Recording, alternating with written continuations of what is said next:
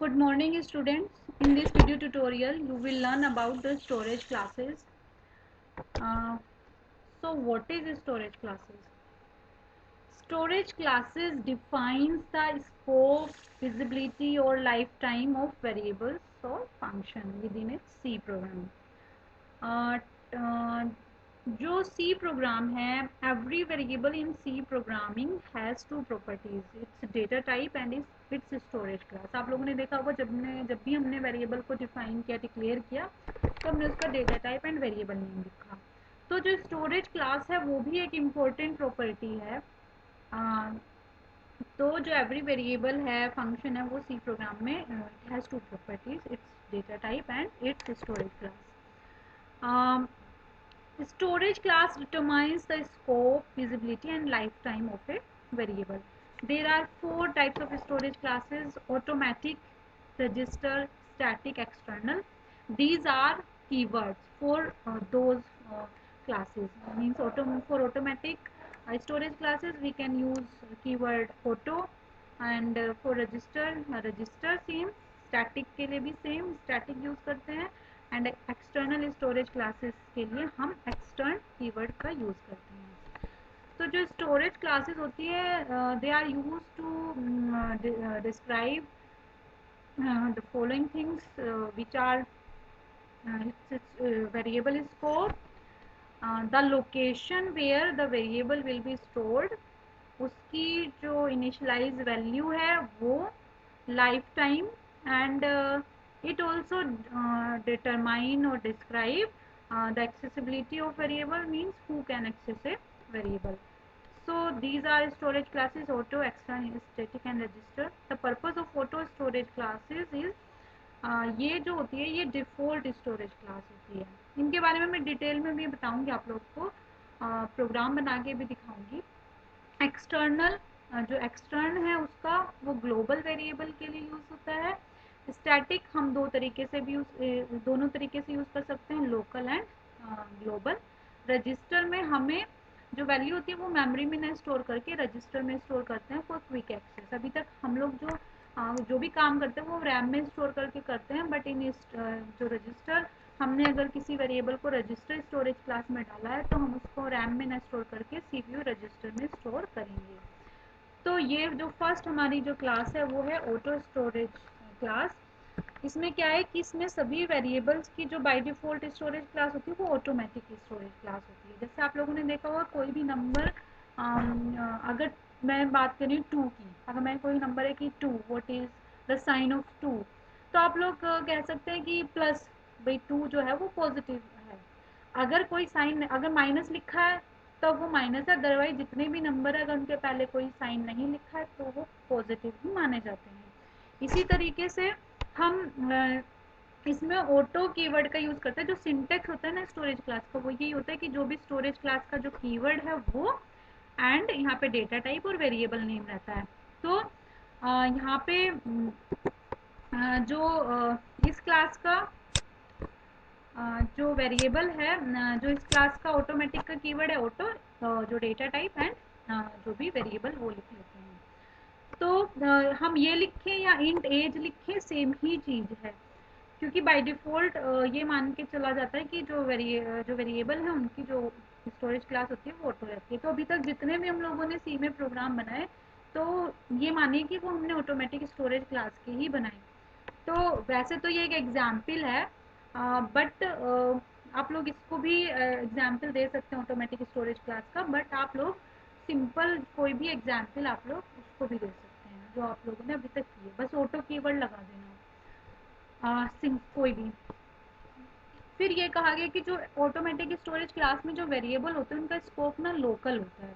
Means जो with in A block उनकी value रहेगी, जैसे ही ब्लॉक के बाहर आएंगे उनकी वैल्यू डिस्ट्रॉय हो जाएगी. जैसे यहाँ पे आप लोग देखते हैं, अभी हम अंदर वाले ब्लॉक में आते हैं. यहाँ पे ये इसके अंदर ब्लॉक है, ये पूरा यहाँ पे आते हैं. तो ये अंदर वाला ब्लॉक है, इसके अंदर कोई ब्रैकेट नहीं लगा ना, तो j की वैल्यू 3 है, ये 3 प्रिंट करेगा. बट जैसे हम इसके रीजन से बाहर निकलेंगे तो ये 3 वैल्यू इसकी डिस्ट्रॉय हो जाएगी. तब इसकी कौन सी वैल्यू आएगी, जो इसके ब्लॉक के विद इन है. तब इस क्या वैल्यू प्रिंट करेगा, 2. जब हम यहाँ आएंगे तो 2 वैल्यू डिस्ट्रॉय हो जाएगी, तो इसके ब्लॉक के रीचेबल क्या वैल्यू है, 1. तो ये 1 प्रिंट करेगा। तो जो ऑटोमेटिक जो स्टोरेज क्लास है उसमें जो वेरिएबल की वैल्यू होती है वो लोकल होती है, विद इन ए फंक्शन या ब्रैकेट जो उनका विद इन ए ब्लॉक वो रहती है, अदरवाइज उनकी वैल्यू डिस्ट्रॉय हो जाती है। तो आप लोग ये एग्जाम्पल भी लिख सकते हैं, आप लोग और भी कोई भी एग्जाम्पल लिख सकते हैं। तो मैं इसको नहीं बना के दिखाऊंगी, आप लोग खुद से कंपाइलर पे बना लेंगे, टर्बो सी वो एडिटर पे टर्बो सी कंपाइलर पे आप लोग इसको प्रैक्टिस कर लेना। बाकी मैं हर स्टोरेज क्लास का एग्जाम्पल आप लोग को करके दिखाऊंगी डेमो। तो जो हमारी जो सेकंड क्लास होती है एक्सटर्नल स्टोरेज क्लास है, जिसके लिए हम एक्सटर्न कीवर्ड का यूज़ करते हैं। इसका जो स्कोप होता है वो ग्लोबल होता है। तो यदि हमें किसी जो वेरिएबल है उसको दूसरी सी फाइल में अगर हम एक्सेस करना चाहते हैं, यूज़ करना चाहते हैं, तो हम एक्सटर्न कीवर्ड के साथ उसको यूज़ कर सकते हैं। तो इसकी वैल्यू को हम अगर इसकी वैल्यू ऑलरेडी किसी ओरिजिनल फाइल में डिफाइन है तो हम इसको इनिशियलाइज नहीं करते हैं। तो देखिए ये एक एग्जाम्पल है कि एक ये फाइल है जिसमें हमने सिर्फ आई की वैल्यू को डिक्लेयर किया, डिफाइन किया है, एंड एक ये फाइल है जिसमें आई को किस तरीके आई को एक्सटर्न बना के यूज़ किया और प्रिंट किया है। तो मैं आप लोग को इसका डेमो दे देती हूँ।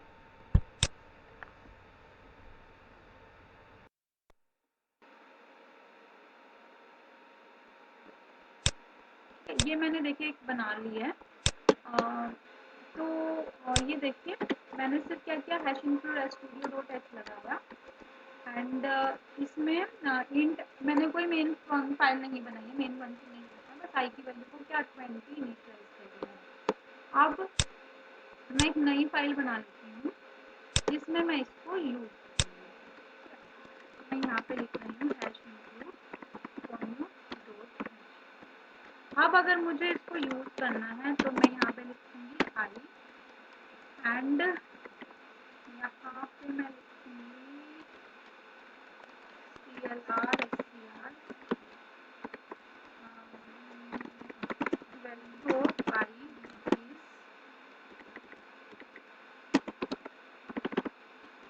परसेंट डी, और यहाँ पे आई, यहाँ पे लगा दूँगी CH। अब ये आई की वैल्यू अभी नहीं लेगा, हमने अभी उसको इंक्लूड नहीं किया, उसकी जो फाइल है हमें उसको जिसमें वो डिफाइन है उसमें इंक्लूड करना पड़ेगा। क्या नाम था, डबल कोट्स लगा के आप कोई भी फाइल को किसी दूसरी फाइल में सी फाइल में आप लोग इंक्लूड कर सकते हैं। तो इस तरीके से एक इंक्लूड करने का तरीका होता है। इसको हम सेव कर लेते हैं, एक्सटर्न एग्जाम्पल डॉट सी से। अब इसको हम कोई एरर नहीं है, कंपाइल किया, रन किया, तो देखिए आई की वैल्यू हमने वहाँ पे क्या इनिशियलाइज की थी 20 प्रिंट कर दिया। तो अगर हम वहाँ पे चेंज कर दें, लेकिन यहाँ पे मैं इस वाली फाइल में अगर मैं इसकी वैल्यू को चेंज कर दूँ 205 कर दूँ, सेव कर दूँ और ओपन इसको, तो अगर मैं इसको रन कराती हूँ तो देखिए 205 मिलेगा। तो इस तरीके से हम जो हमारी एक्सटर्नल स्टोरेज क्लासेस तरीके से यूज़ करते हैं। तो सबसे पहले बस हमने एक फाइल बनानी है जिसमें सिर्फ हमने एक वेरिएबल की वैल्यू को इनिशियलाइज करना है, और अगर हम चाहते हैं कि उसको हम दूसरी जो फाइल है उसमें यूज़ कर रहे हैं तो उसमें किस तरीके से यूज़ कर सकते हैं, हम एक्सटर्न कीवर्ड लगा के यूज़ कर सकते हैं। बस हमें जो जिसमें जिसकी वैल्यू डिफाइन है उसकी फाइल को इंक्लूड करना पड़ेगा और एक्सटर्न कीवर्ड लगा के यूज़ करना पड़ेगा।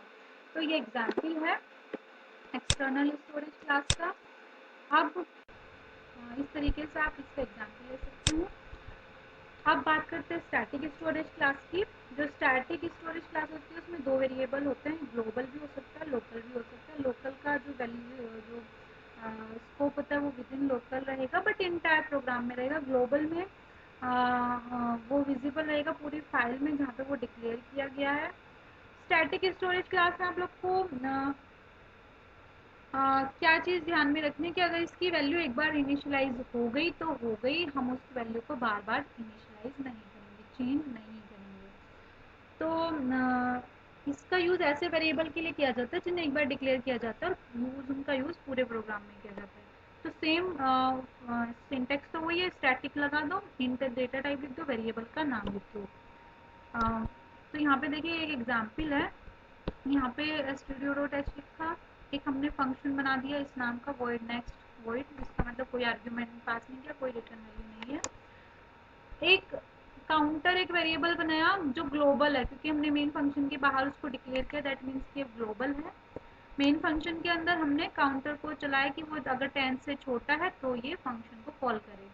तो नेक्स्ट फंक्शन को इसने कॉल किया एंड काउंटर प्लस प्लस किया। तो नेक्स्ट फंक्शन को जब कॉल करेंगे तो सीधे यहाँ आ जाएंगे। आइट्रेशन की वैल्यू क्या है 13, क्या हो जाएगी नेक्स्ट लाइन में 14। देखिए इसके पहले स्टैटिक लिखा है, आइट्रेशन की वैल्यू क्या प्रिंट हो जाएगी 13 और काउंटर की 7, क्योंकि वो ग्लोबल है। अब यहाँ पे जाएंगे, यहाँ पे आएंगे नेक्स्ट के बाद, देखिए यहाँ पे होगा। तो 7 की वैल्यू क्या हो चुकी होगी 8, काउंटर प्लस प्लस 8 अभी भी 10 से छोटा है, नेक्स्ट को कॉल करेगा, यहाँ पे आएंगे। आप लोग को लगेगा कि यहाँ पे फिर से उसकी वैल्यू 13 इनिशियलाइज हो जाएगी, वो बट वो 13 नहीं रहेगी, वो लास्ट अपडेटेड क्या थी 14, तो वो 14 रहेगी। और यहाँ ये लाइन इग्नोर कर देगा कंपाइलर, यहाँ आएगा और वो 14 प्लस प्लस यानी 15 कर देगा, तो अब वो प्रिंट करेगा 15। तो इस तरीके से ये वर्क करता है। इसका मैं भी डेमो दिखा देती हूँ।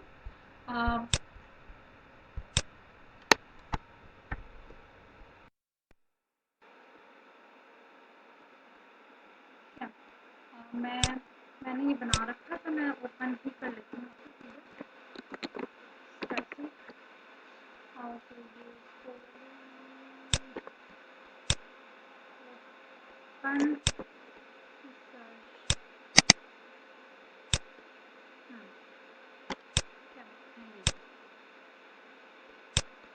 मैंने जो सेम प्रोग्राम जो मैंने अभी आप लोग को स्लाइड में दिखाया है वो बना लिया है यहाँ पे।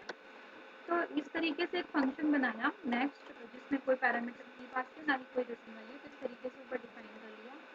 काउंटर एक वेरिएबल ले लिया जिसकी वैल्यू को हमने इनिशियलाइज कर दिया, ये ग्लोबल वेरिएबल है। मेन फंक्शन लिया, CLR SCR लगाया, काउंटर की वैल्यू की 10 से छोटा है 10 से कॉल करेगा, नेक्स्ट फंक्शन को कॉल करेगा। तो देखिए अब इसका मैं आउटपुट दिखाती हूँ आप लोग को, रन करा के मैंने सेम टाइप कर लिया, आप लोग भी ऐसे ही कर सकते हैं ना।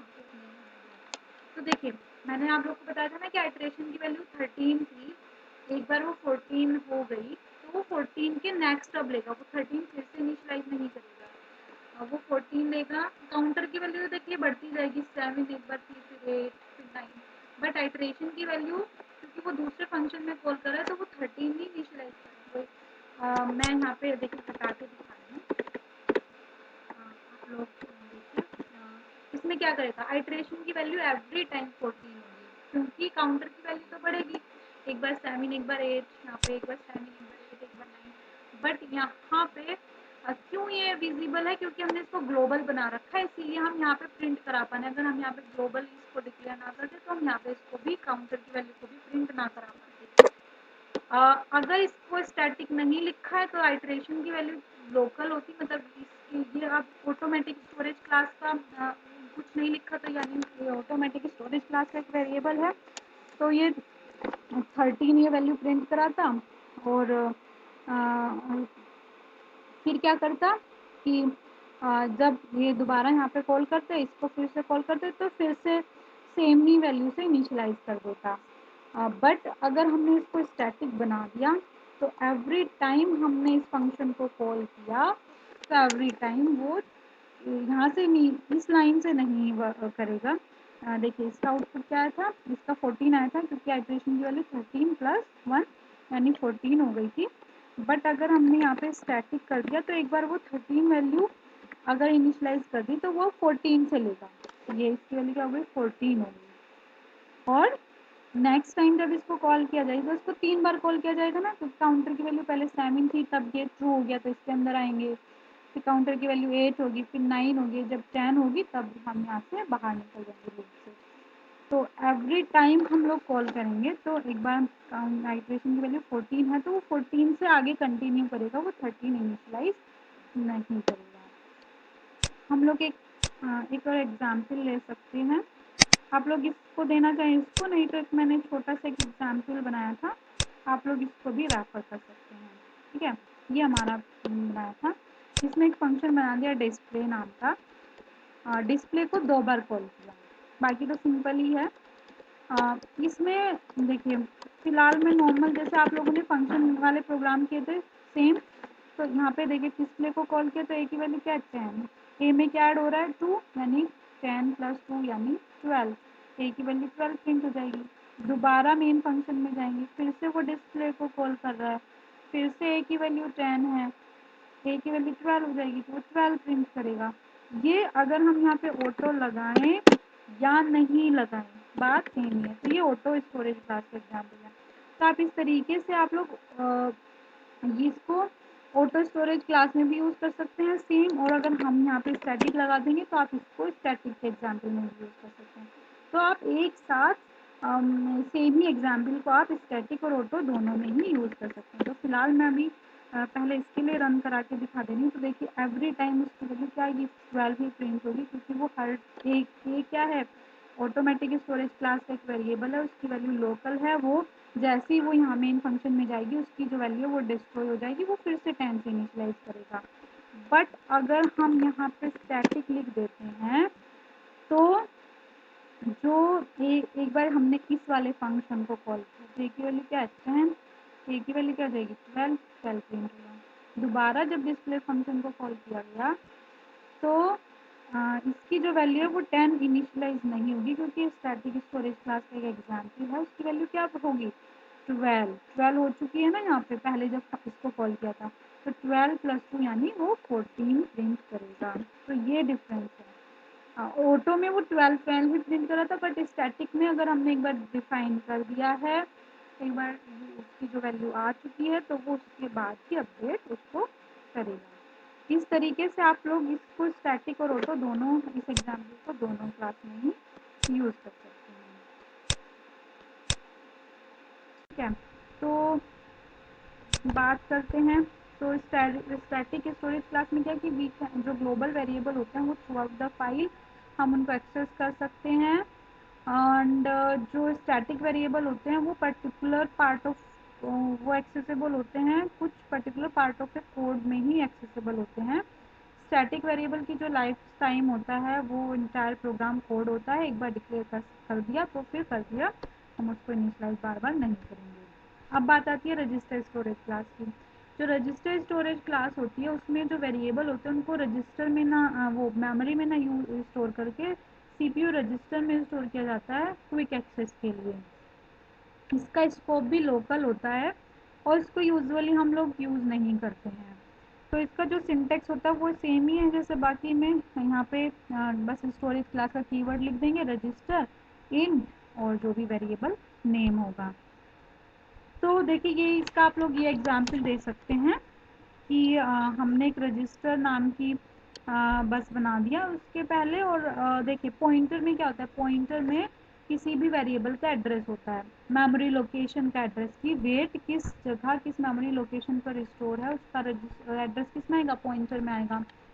बट यहाँ पे देखिए वो जो कंपाइलर है वो एरर देगा, क्यों, क्योंकि वो तो वेट तो हमने किस में, जो वेट वेरिएबल है वो हमने किस में स्टोर किया रजिस्टर में, उसे तो मेमोरी में कोई इस नाम का वेरिएबल मिलेगा ही नहीं, तो वो एड्रेस वो क्या प्रिंट करेगा, तो वो एक एरर मैसेज प्रिंट करेगा।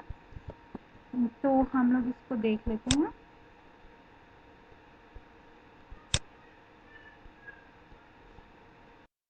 एग्जाम्पल दे सकते हैं रजिस्टर का, तो मैं ओपन कर लेती हूँ इसमें ये, ठीक है, ये सेम एग्जाम्पल है। तो रजिस्टर बना दिया। देखिए अगर हम यहाँ पे नॉर्मल इसको भी आप यूज़ कर सकते हैं ऑटो, ऑटो में या तो स्टैटिक वाला आप यूज़ कर लो या ये वाला यूज़ कर लो, ठीक है, ऑटो लिखें या ना लिखें सेम ही है। तो ये एक प्रोग्राम था आप लोगों ने देखा होगा इस तरीके से, ये पॉइंटर वाले प्रोग्राम भी हमने इसी तरीके से बनाए थे। टी में किसका एड्रेस स्टोर है आई का, तो ये क्या प्रिंट करेगा आई के एड्रेस को प्रिंट करेगा। तो इसको अगर हम रन कराएंगे तो देखिए आई का एड्रेस प्रिंट हो गया। अब यहाँ पे बिल्कुल सिंपल प्रोग्राम है, देखिए हमने आई को इनिशियलाइज किया, देन एक पॉइंटर बनाया उसमें उसका एड्रेस स्टोर किया और बस प्रिंट करा दिया। बट अगर हम यहाँ पे रजिस्टर लिख लें तो देखिए ये क्या है, मैसेज प्रिंट करेगा कि ये must take address of a memory location. ये रजिस्टर है, मेमोरी लोकेशन तो उसे मिली ही नहीं क्योंकि उसको रजिस्टर में, सीपीयू रजिस्टर में स्टोर किया गया है। तो आप इस एग्जाम्पल को रजिस्टर स्टोरेज क्लास में आप लोग देख सकते हैं। ठीक है, इसका पीडीएफ भी मैं आप लोगों को पीपीटी का भी सेंड करूंगी, तो आप लोग वहाँ से भी रेफर कर सकते हैं। नेक्स्ट हमारी भाई हमारी टोटल ओवरऑल सारी हो चुकी है। अब हम समरी की बात करें तो we have 4 storage classes, auto, register, extern and static में 2 टाइप के हैं, local and global variable. Declaration auto का हमें विधि ने फंक्शन किया था, रजिस्टर का भी इनसाइड ए फंक्शन किया था, लेकिन एक्सटर्न का देखो आपने आउटसाइड ऑल फंक्शन किया था ना हम लोगों ने मेन फंक्शन के पहले, और हैश इंक्लूड जो भी फाइल हमने की थी उसके बाद किया था। तो एक्सटर्न का यूज़ हम कब करेंगे, जितने भी फंक्शन उनके बाहर, ग्लोबली हम उसको ग्लोबल वेरिएबल की तरह यूज़ करेंगे। स्टैटिक का हम दोनों तरीके से यूज़ कर सकते हैं, इनसाइड एक भी फंक्शन कर सकते हैं, आउटसाइड भी कर सकते हैं। जैसे आइट्रेशन लोकल था बट काउंटर ग्लोबल था। जो ऑटो बाकी जितनी भी हमारी रजिस्टर को छोड़ के, रजिस्टर की जो स्टोरेज लोकेशन है वो सीपीयू रजिस्टर है, बट बाकी सभी की क्या रहेगी, मेमोरी रहेगी। तो स्टोरेज सबकी मेमोरी है। डिफ़ॉल्ट वैल्यू ऑटो की अनप्रेडिक्टेबल रहती है, रजिस्टर की गार्बेज रहती है, और बाकी सभी की ज़ीरो रहती है। स्कोप ऑटो का तो विद इन ए ब्लॉक रहेगा, जैसे ही फंक्शन से ब्लॉक से बाहर जाएंगे वो डिस्ट्रॉय हो जाएगा। रजिस्टर का भी विद इन ब्लॉक रहेगा। एक्सटर्न का तो भैया एक फाइल से दूसरी फाइल में होता है उसका स्कोप, जितनी भी फाइल को हम इंक्लूड करते जाएंगे एक्सटर्न कीवर्ड लगा के हम कितनी भी फाइल में यूज़ कर सकते हैं। लोकल वाली का विद इन ए ब्लॉक रहेगा स्टैटिक में, और ग्लोबल का ग्लोबल रहेगा। लाइफ टाइम इसका विद इन ए फंक्शन रहता है, रजिस्टर का भी विद इन ए फंक्शन रहता है, बट एक्सटर्न का कब और स्टैटिक का प्रोग्राम रन टाइमर उसका लाइफ टाइम रहता है।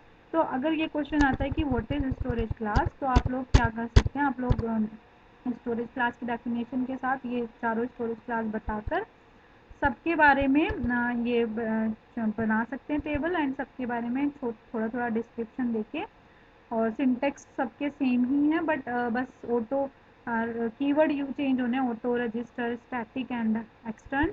और एग्जाम्पल ये वाला आप लोग लर्न करना चाहते हैं ये कर लें, नहीं तो जो मैंने स्टैटिक में दिया वो कर सकते हैं, नहीं तो रजिस्टर वाला भी दे सकते हैं। बस एक्सटर्न वाले में डिफरेंट देना पड़ेगा, ये भी काफ़ी छोटा है देखने में, बस एक फाइल है वो 2 लाइन की बनी है, बाकी 3-4 लाइन का एक छोटा सा प्रोग्राम है। बाकी स्टैटिक में मैंने आप लोग को ये लर्न करना है ये कर लीजिए, आप लोग को मैंने डिस्प्ले वाला बताया था आपको वो लर्न करना है वो कर लीजिए। एक बार आपने वो लर्न कर लिया तो फोटो में भी काम करेगा एंड स्टैटिक में भी वो ही काम कर जाएगा। रजिस्टर वाला भी बहुत ही छोटा सा प्रोग्राम है, तो आप लोग उसको यूज़ करना चाहते हैं उसको रन कर लीजिए, मतलब लिख लेना। वो बस तो पॉइंटर वाला ही छोटा सा प्रोग्राम है, जैसे हमने पॉइंटर वाले चैप्टर में बनाया था, बस जो डेटा टाइप है उसमें रजिस्टर लिख दिया। तो बहुत ही छोटे छोटे एग्जाम्पल है, मैंने बहुत छोटे छोटे एग्जाम्पल लिए आप लोगों के लिए। तो रजिस्टर वाला आप लोग उसी को ही आप ऑटो में भी लिख सकते हैं, बस आप लोग को एक्सटर्न और स्टैटिक का चेंज करना पड़ेगा। और स्टैटिक का भी बहुत ही इजी है, एक डिस्प्ले फंक्शन ही बनाया था, मेन फंक्शन में तो उसको कॉल ही किया है, और एक वेरिएबल की वैल्यू को बस प्रिंट कराया है। तो ये आप एग्जाम्पल आप लोग लिख सकते हैं, बाद में समरी लिख लीजिए, समरी बहुत ईजी है, सबका बस ओवरऑल बताया कि क्या क्या होता है। तो इस तरीके से आप स्टोरेज क्लास का एग्जाम्पल ले सकते हैं।